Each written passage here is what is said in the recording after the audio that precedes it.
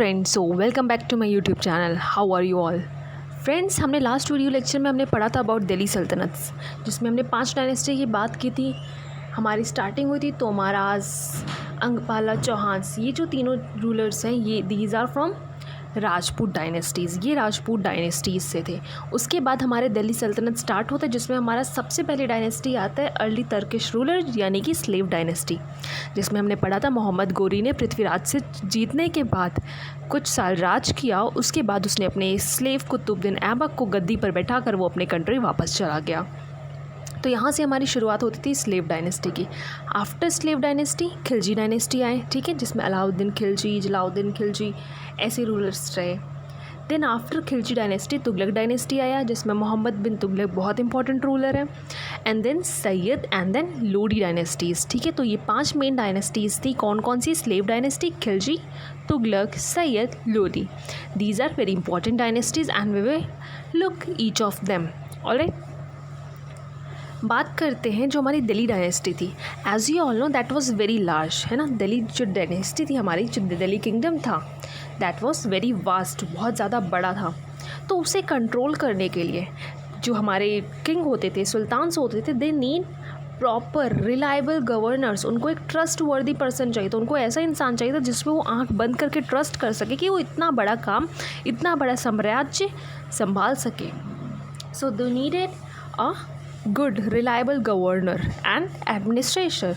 उनको reliable governor और administrator चाहिए था। उसके लिए पोस्ट वो सेलेक्ट कैसे करते थे? Who they select? वो अपने स्लेव्स को उस पोस्ट के लिए सिलेक्ट करते थे। देखिए, उनके पास ऑप्शन है। They are in aristocratic family, so they have option.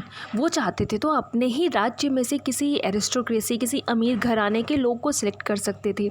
Even अपने रिलेटिव्स को भी सिलेक्ट कर सकते थे ये इंपॉर्टेंट पोस्ट के लिए, क्योंकि आप जानते हैं कि एक साम्राज्य में गवर्नर और जो एडमिनिस्ट्रेटर है उसका पोस्ट कितना इंपॉर्टेंट रखता है, कितना मायने रखता है। ये पोजीशन बहुत इंपॉर्टेंट है। तो इसको क्यों नहीं अपने संबंधी, अपने रिलेटिव्स या फिर किसी अमीर को देता था? क्यों वो अपने स्लेव्स को बनाता था ये सब चीज़? तो उसका एक रीज़न है फ्रेंड्स। देखिए, जो अमीर होगा वो पावरफुल होगा, वो पहले से ही पावरफुल होगा और उसको पोजीशन हाई दे दी जाएगी, तो चांसेस थी, ठीक है, चांसेस थी कि वो वापस उसी साम्राज्य पर कब्जा कर ले। तो इसी डर से राजा लोग, जो अमीर लोग होते थे या फिर जो उनके पावरफुल रिलेटिव्स होते थे, जो रिच होते थे, जो एरिस्टोक्रेटिक होते थे, उनको ये इंपॉर्टेंट पोस्ट नहीं देते थे। ये गवर्नर और एडमिनिस्ट्रेटर का पोस्ट उन्हें नहीं दे देते। तो वो देते किसे थे? वो देते थे अपने स्लेव्स को, अपने नौकरों को, अपने यहाँ जो उनके काम करते हैं छोटे मोटे, लाइक बार्बर, है ना, माली वगैरह, छोटे छोटे काम। तो उन लोगों को ये सारे वो पोस्ट देते थे, एडमिनिस्ट्रेटर का, गवर्नर का। ऑलराइट, और इसी को जब वो उनको देते थे, ठीक है, उन लोगों को देते थे, वही स्लेव्स को हम कहते थे बंदागान। What we call Bandagan. These are those slaves who are appointed as a governor or administrator of the Delhi kingdom. Okay. So as you can see in this picture, there is Alauddin Khilji, and this is his slave. ये उसका slave है. Alright. So what I am trying to say कि जो राजा लोग थे वो किसी rich family को स्लेव्स नहीं रखते थे। इस पिक्चर में भी आप देख सकते हैं, पद्मावत मूवी देखे होंगे, इसमें जो उसका स्लेव होता है that is not, he is not from rich background. वो रिच बैकग्राउंड से नहीं है, ना ही वो अलाउद्दीन खिलजी का कोई रिलेटिव है। He is a normal person. वो एक स्लेव था जिसको इन्होंने इंपॉर्टेंट पोस्ट दे दिया था। And these slaves are called bandagan. Okay, next thing, the Khiljis and Tughlaqs continue to use bandagan. जो खिलजी डायनेस्टी थी और तुगलक डायनेस्टी थी, उनके जो रूलर्स थे, they use to keep their slaves as their important administrator and governor. Okay, तो उनके डायनेस्टीज़ में ये बंदागान वाला सिस्टम ज़्यादा चला था। स्लेव्स पर लॉयल टू देयर मास्टर। अब जो स्लेव्स हैं they will loyal to their master, because एक तो पहली बात तो वो स्लेव्स लो बैकग्राउंड से, उनको उठाकर अगर आप किसी किंगडम के गवर्नर एडमिनिस्ट्रेटर बना देंगे तो उनकी खुशी तो समा ही नहीं जाएगी। They will be very much happy. अब वो खुश होंगे क्योंकि उनको इतना अच्छा इज्जत मिला, उनको इतना अच्छा पोस्ट मिला। So they will do their duty truthfully. वो अपनी ड्यूटी को एकदम अच्छे तरीके से, ईमानदारी से, इवन वो अपने राजा के प्रति लॉयल भी रहेगा। Alright, so he was loyal to their master but not to their heirs. ये बात ध्यान रखिए कि वो सिर्फ मास्टर के प्रति लॉयल होते थे। यानी कि अगर कोई राजा है, उसका कोई स्लेव है, तो वो स्लेव उसकी वफादारी करेगा, ना कि उसके बाद बनने वाले राजा की। ओके, वो सिर्फ किसकी वफादारी करेगा, उसी राजा की करेगा, ना कि उसके बाद बनने वाले राजा की। So he was loyal to their master, वो अपने मास्टर के प्रति तो लॉयल है, लेकिन उसके बाद जो राजा बनेगा उसके लिए लॉयल नहीं है। और इसी चक्कर में क्या होता था कि जब नया राजा बनता उसका नया स्लेव आता, और जो पुराना राजा था उसका पुराना स्लेव रहेगा। अब जो पुराना वाला स्लेव है और जो नया वाला स्लेव है, दोनों में जेलिसी तो कहीं ना कहीं डेवलप होगी ना। वो अपने राजा की फेवर करेगा, वो अपने वाले की फेवर करेगा। सो इसी तरीके से समटाइम्स रोज बिटवीन देम, इसी तरीके से क्या होता था, कॉन्फ्लिक्ट होता था दोनों की तरफ। ठीक है, अगर इफ़ कोई राजा था, उसका बेटा भी राजा बना, लेकिन जो बाप है उसका तो अपना स्लेव होगा और जो बेटा है उसका अपना स्लेव होगा। तो कभी कभी हो सकता है कि जो बेटा का स्लेव है वो अपनी उसके पापा के खिलाफ उसको भड़काए, है ना। तो इस तरीके से कभी पुराने और नए नोबिलिटी में क्या होता था, कॉन्फ्लिक्ट अरोज होता था, लड़ाई हो जाती थी कभी कभी। Many Persian tawarikh criticize the Delhi sultans for appointing the low and base born to high offices. कई पर्शियन तुआरिक मैंने आपको फर्स्ट वीडियो लेक्चर में बताया था। ठीक है, कई तुआरिक जो थे वो क्रिटिसाइज़ करते थे दिल्ली सुल्तान्स को, वो उनका मजाक उड़ाते, उनकी इस डिसीजन का वो कहते थे कि ये बहुत सही डिसीजन नहीं है। उनको ये डिसीजन उनका पसंद नहीं आया कि वो किसी लो बेस बॉर्न यानी कि किसी लो बैकग्राउंड से किसी सर्वेंट को, किसी स्लेव को क्या बना रहे हैं, उसको हाई ऑफिसेस दे रहे हैं, उसको गवर्नर बना रहे हैं, उसको एडमिनिस्ट्रेटर बना रहे हैं। ओके, सो ये उनको पसंद नहीं था। एक मैं एग्जांपल दूंगी, एक किंग थे मोहम्मद तुगलक। उन्होंने क्या किया था, उन्होंने अपने सारे स्लेव्स को इम्पोर्टेंट हाई ऑफिसेस दे दी थी। फॉर एग्जांपल उन्होंने अपने बार्बर को, अपने वाइन डिस्टिलर्स को, अपने गार्डनर्स को, अपने कुक को, मतलब आप सोच सकते हैं कितने लो बेस बॉर्न लोग थे ये लोग, वो लोग स्लेव्स थे उनके, माली, बावर्ची, इन सब चीज़ों को, इन सब लोगों को उन्होंने क्या कर दिया, उन्होंने एक हाई पोस्ट दे दिया। तो इसके लिए भी काफ़ी लोग उन्हें क्रिटिसाइज़ कर रहे थे और कहे थे कहीं ना कहीं उनके लॉस का कारण उनकी यही जजमेंट करने की क्षमता नहीं है। ठीक है, मतलब वो किसी चीज़ को अच्छे से जज नहीं कर पाते हैं, उनकी थॉट्स अच्छे नहीं हैं, मतलब उनकी रूलिंग जो पॉलिटिकल थिंकिंग है वो उनकी सही नहीं है, उनके जजमेंट सही नहीं है, इसीलिए उनको क्रिटिसाइज़ भी करते थे because of all these. Alright, moving to the next we are going to talk about iqta system. What is iqta system, tax system, और क्या था दिल्ली सुल्तान्स के टाइम। ठीक है, इसका importance. So we are talking about iqta system. पहले तो आप समझ लीजिए कि जो दिल्ली एम्पायर था that was very much vast, बहुत ही बड़ा। ये पूरा समझिए आपका क्या, ये दिल्ली एम्पायर है। ठीक, ये आपकी दिल्ली है। अब इतना बड़ा दिल्ली है and only one king to look after it. इतना बड़ा दिल्ली किंगडम है एंड सिर्फ एक ही किंग है इसको देखने के लिए।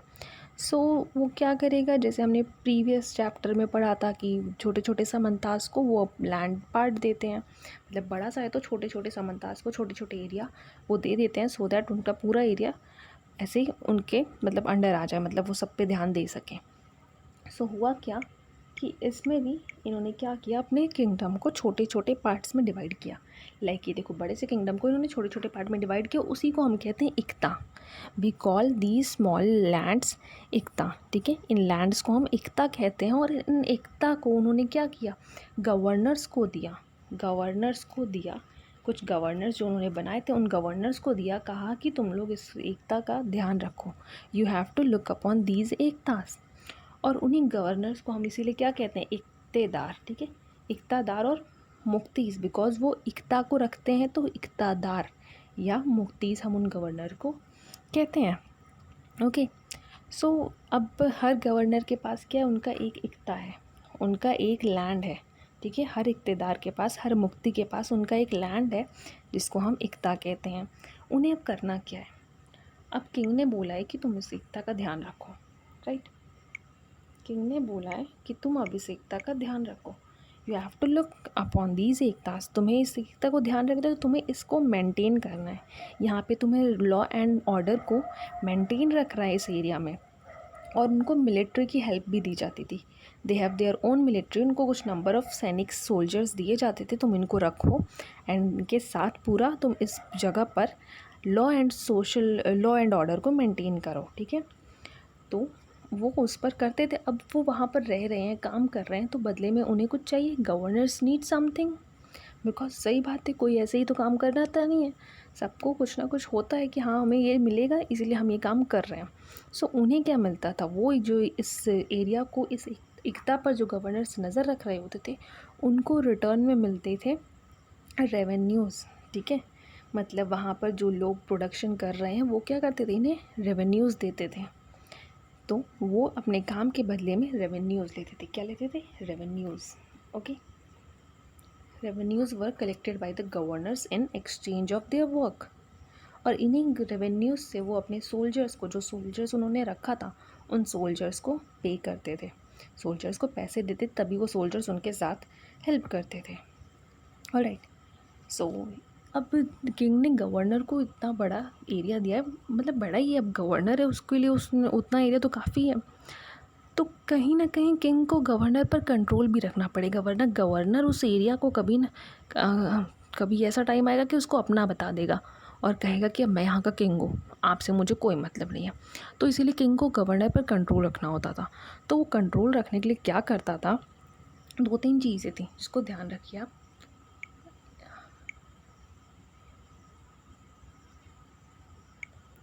So the first thing was, okay, the duty of Muktis was lead to military campaigns and maintain law and order in Ekta's. मैंने बताया कि उनको मिलिट्री मिलती थी जिससे वो उस एकता पर, उस लैंड पर लॉ एंड ऑर्डर मेंटेन करने का काम करते थे गवर्नर्स। ठीक है, इन एक्सचेंज फॉर दिस उन्हें क्या मिलता था? रेवेन्यूज़। उन्हें रेवेन्यूज़ मिलता था एज सैलरी, सैलरी के रूप में उन्हें रेवेन्यूज़ मिलते थे। They also paid this to soldier, वो सोल्जर्स को इन्हीं रेवेन्यूज़ से पे करते थे, उनको पैसे इन्हीं रेवेन्यूज़ से देते थे। अब कंट्रोल कैसे करते थे? उन्होंने, किंग ने फिक्स कर दिया था कि जो ऑफिस है, यानी कि जो तुम्हें पावर मिल रहा है गवर्नर वाला, वो हमेशा के लिए नहीं है। दिस इज़ नॉट इनहेरिटेबल, यानी कि अगर तुम मर गए तो तुम्हारे बेटे को सेम पोजीशन नहीं मिलेगी। ऐसा नहीं है बेटे का बेटा गवर्नर बनेगा। ठीक है, ऐसा कुछ नहीं है कि बेटे का बेटा गवर्नर बनेगा। We can select any one to become the governor. अगर आपकी डेथ हो गई, आप हट गए इस पोस्ट से, तो आपके बाद कोई और गवर्नर बनेगा, ज़रूरी नहीं है आपका बेटा बने। So these post is inheritable, क्योंकि बेटा बेटा बेटा ऐसा चलेगा तो लोग सोचेंगे कि मैं राजा को हटा देता हूँ फिर मेरा बेटा बनेगा। मतलब टू कंट्रोल ओवर देम उन्होंने ये सिस्टम हटा दिया कि बेटा बेटा नहीं चलेगा। एंड नेक्स्ट थिंग उन्होंने क्या किया, इन्होंने ऑफिस मतलब हमेशा के लिए तो रखा नहीं, एक और ड्यूरेशन शॉर्ट रखा, यानी जो गवर्नर बना है वो शॉर्ट ड्यूरेशन के लिए रखा है। ऐसा नहीं कि 10-15 साल तक एक ही गवर्नर है, और एक टाइम टू टाइम गवर्नर्स की सीट उन्होंने एक्सचेंज करते रहे। सो ये 2 चीज़ें थी जिन्होंने जिसके वजह से उन्होंने कंट्रोल किया। एक और उन्होंने चीज़ रखी, लाइक अभी हमने पढ़ा कि जो गवर्नर्स थे उनको रेवेन्यूज़ कलेक्ट करने का राइट था। They have right to collect the revenues.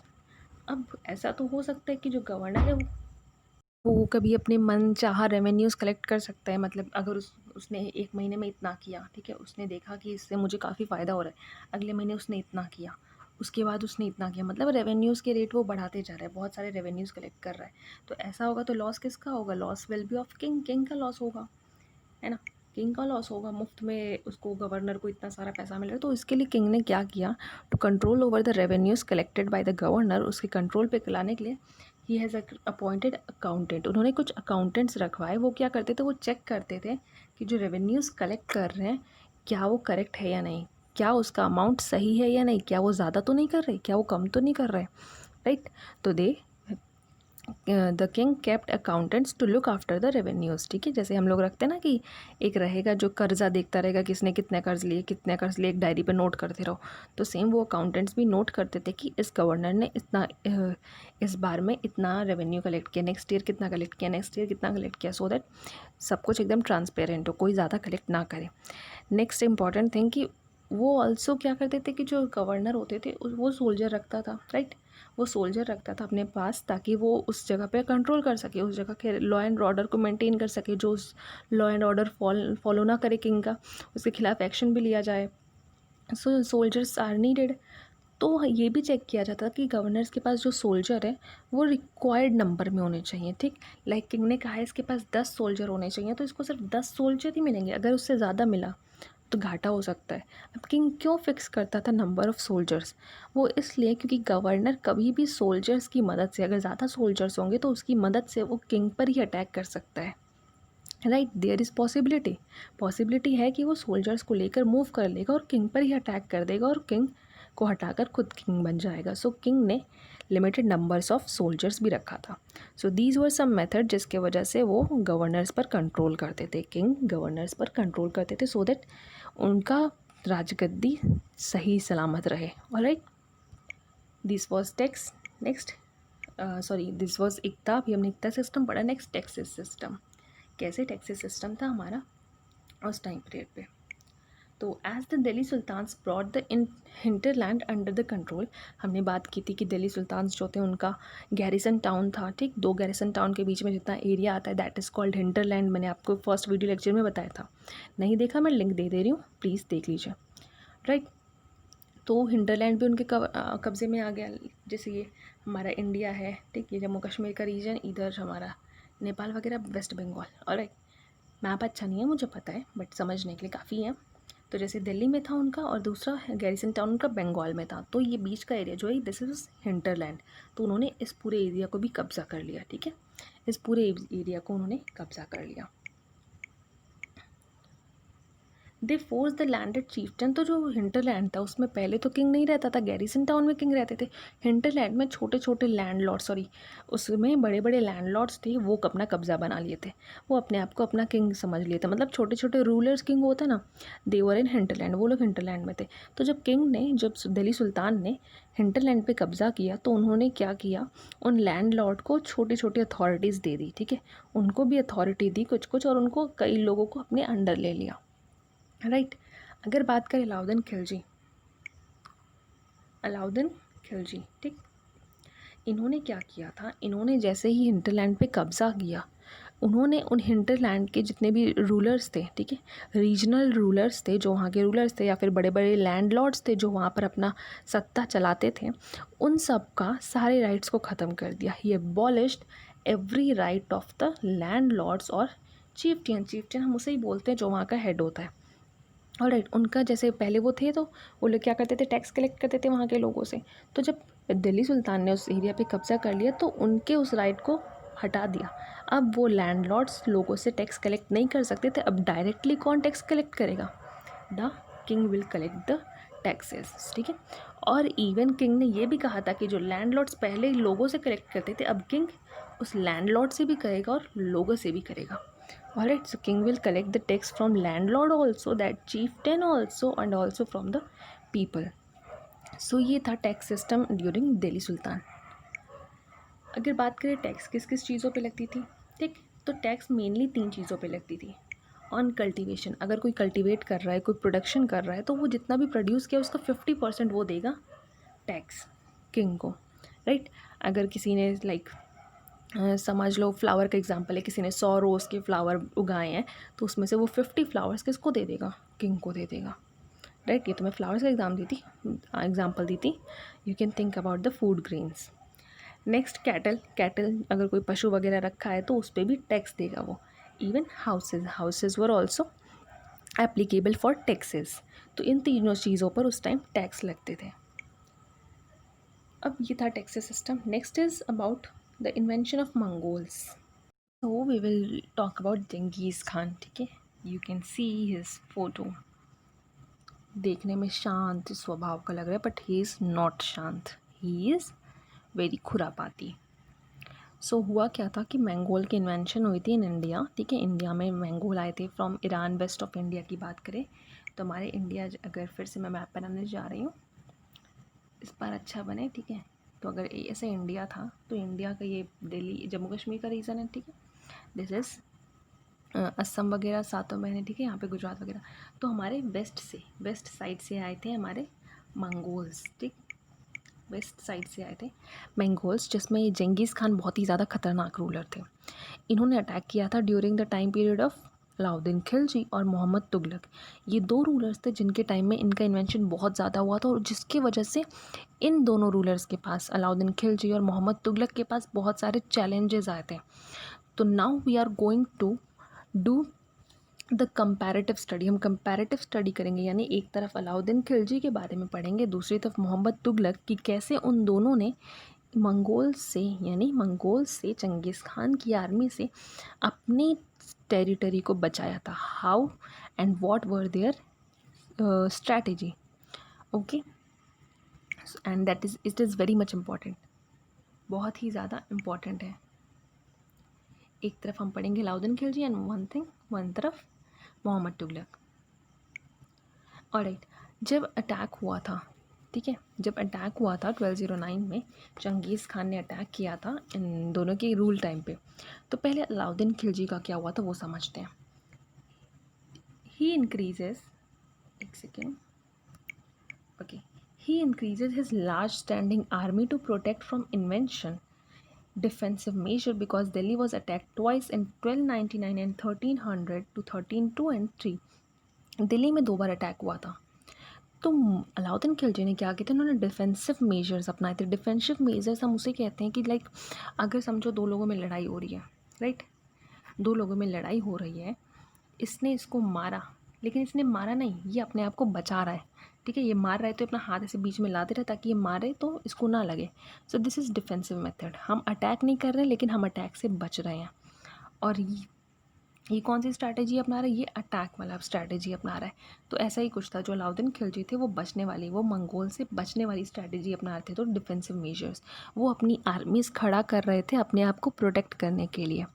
और ही वॉज ही इंक्रीजेज, उन्होंने अपनी आर्मी को इंक्रीज़ कर दिया, बहुत बड़ी आर्मी उन्होंने खड़ी कर दी ताकि अगर अटैक हो तो वो अपने आप को सेव कर सकें. ऑलराइट, वो अपनी टेरिटरी को सेव कर सकें. अगर दूसरी तरफ देखें तो जो हमारे मोहम्मद बिन तुगलक थे, उन्होंने डिफेंसिव मेजर्स नहीं अपनाया. उन्होंने क्या किया, उन्होंने भी अपनी आर्मी को इंक्रीज़ किया as like Alauddin Khilji, but उन्होंने इंक्रीज़ किया to attack back on Mongols. उन्होंने मंगोल्स पे दोबारा अटैक करने के लिए, अगर वो अटैक करे तो उसका जवाब देने के लिए उन्होंने अपनी आर्मी को बड़ा किया, उन्होंने अपनी आर्मी को बढ़ाया.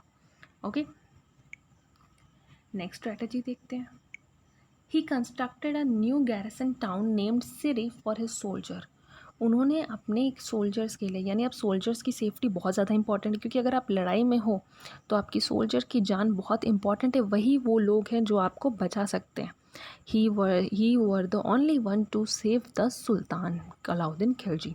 इसीलिए उनकी प्रोटेक्शन बहुत ज़्यादा ज़रूरी है. तो उनकी प्रोटेक्शन के लिए इन्होंने एक नया टाउन कंस्ट्रक्ट किया जिसका नाम रखा Siri, just for the soldier safety. On the other hand Mohammad Tughlaq ने क्या किया, he evacuated 4 oldest city of Delhi खुराना and made soldiers garrison town. उन्होंने क्या किया, उन्होंने अपने दिल्ली जो कैपिटल थी, उनकी जो सिटी थी बहुत पुरानी सी, दिल्ली एक कुन्हा कहते हैं, ठीक है, उसको खाली कर दिया और सारे लोगों को लेकर वो कहाँ चले गए, साउथ में. यानी कि if we talking about India, ठीक है, इंडिया का जैसे ये मैप है, तो अच्छे खासे लोग यहाँ कहीं रह रहे थे, दिल्ली में रह रहे थे, ठीक है, बट इन्होंने क्या किया, इस एरिया को खाली करके वो साउथ में चले गए. ठीक, साउथ में चले गए तो साउथ में सबको, पूरे लोग को लेकर चले गए कि अब हम लोग साउथ में रहेंगे वरना हमें पे अटैक होगा, we are safe in south, right. तो ये सबको लेकर चले गए साउथ में. दौलताबाद, एक वहाँ पे अपनी नई कैपिटल उन्होंने बना ली, दिल्ली को छोड़ के अब उनकी कैपिटल हो गई Daulatabad, right. Alauddin Khilji next. Soldiers were feed from the tax collected from the lands between Ganga and Yamuna Doab. जो सोल्जर्स थे उनको खाना वाना देना इंपॉर्टेंट था, तो उनको खाना कहाँ से देते थे, वो जो टैक्स कलेक्ट करते थे लोगों से, उसी टैक्स का यूज़ करके वो लोगों को खाना देते थे, ठीक है. और टैक्स का प्राइस भी इन्होंने फिक्स कर दिया था कि जो भी टैक्स देगा वो 50% ही देगा, उससे ज़्यादा नहीं देगा.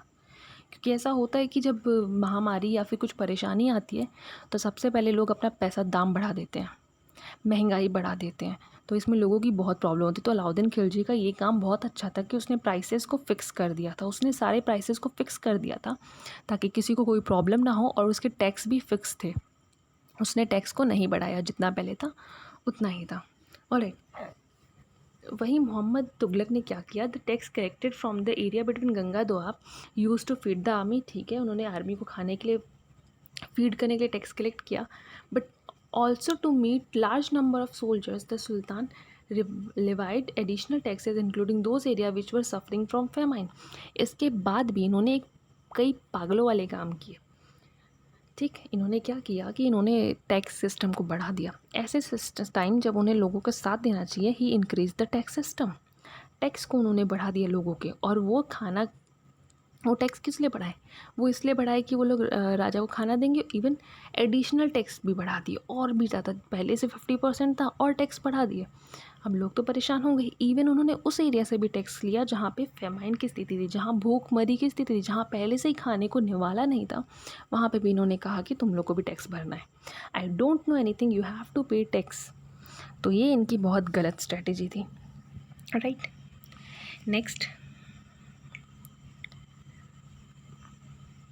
ओके,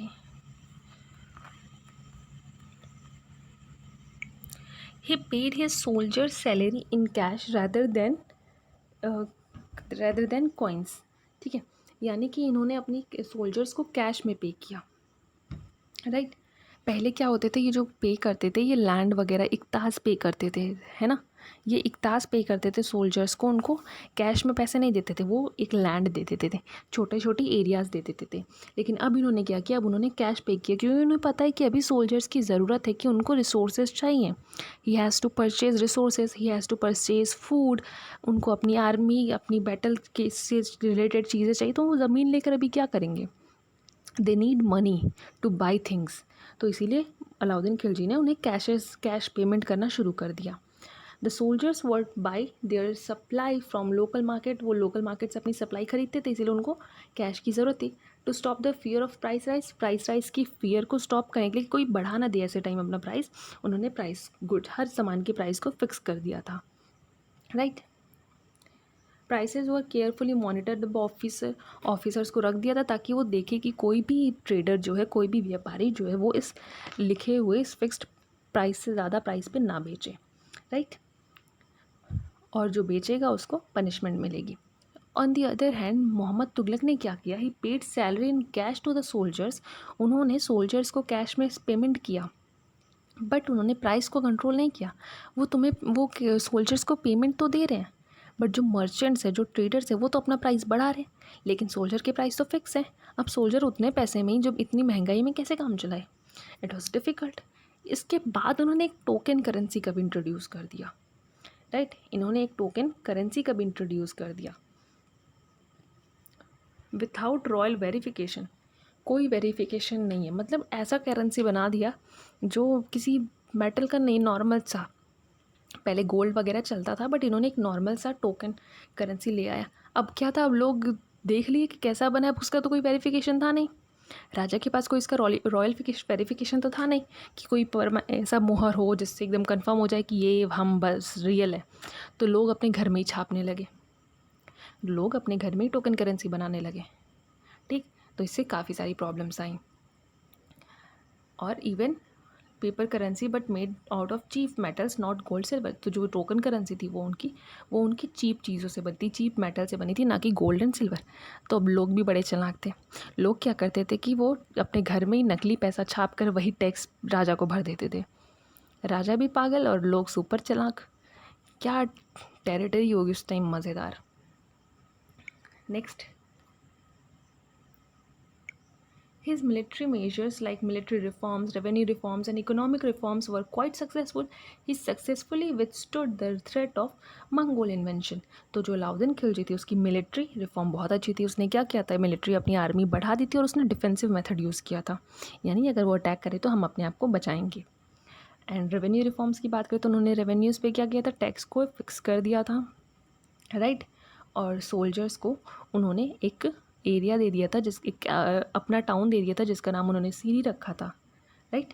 और मार्केट रेगुलेशन में उन्होंने क्या किया था, उन्होंने हर एक चीज़ों की दाम को फिक्स कर दिया था। अगर कोई मर्चेंट या ट्रेडर उससे ज़्यादा प्राइसेस पे बेचे तो उसको पनिशमेंट मिलती थी।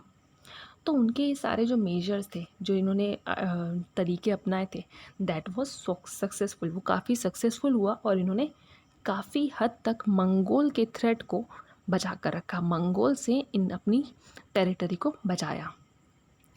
ऑन द अदर हैंड, दूसरी तरफ हम बात करें महान मोहम्मद तुगलक की, तो व्हाट ही डिड,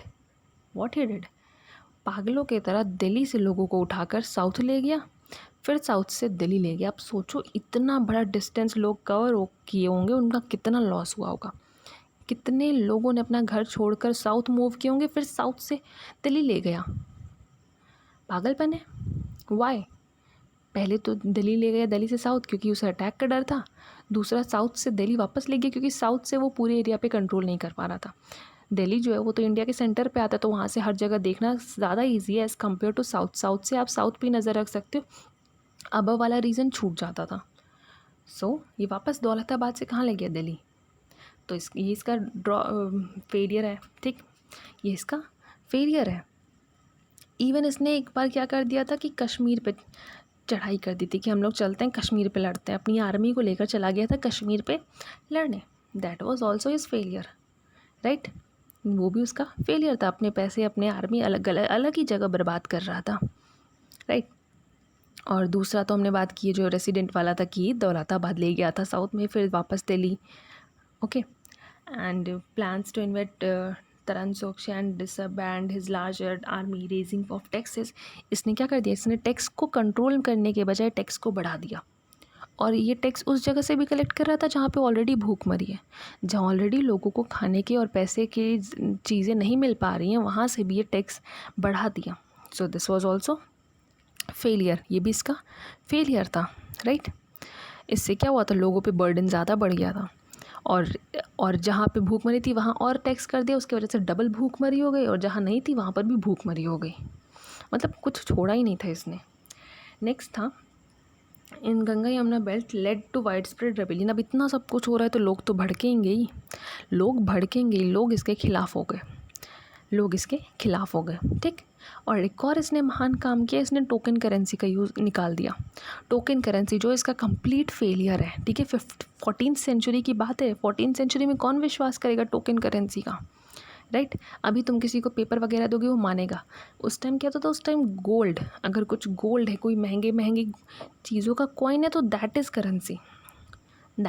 करेंसी। अब किसी चीप मेटल का करेंसी दे दो तो लोगों को विश्वास नहीं होता था कि हाँ ये पैसा भी है, लोगों को कोई मायने ही नहीं रहता था वो।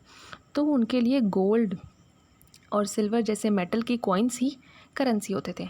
लेकिन उसने जो टोकन करेंसी इंट्रोड्यूस किया था उसमें उसने कोई रॉयल ऐसे मोहर वगैरह नहीं लगाया था, मतलब कोई वेरिफिकेशन नहीं था, कोई पहचान नहीं थी उसकी। तो लोग उसको घर बैठकर ही छापने लगे और उसी राजा के ऊपर दे देते थे, यानी राजा जो टैक्स कलेक्ट करता था उसी में वो डाल देते थे, यानी जितने भी नकली पैसे वो घर पे छापते थे वो राजा को दे देते थे। ऐसे क्या होता था, उनके पास भी पैसे बच जाते थे।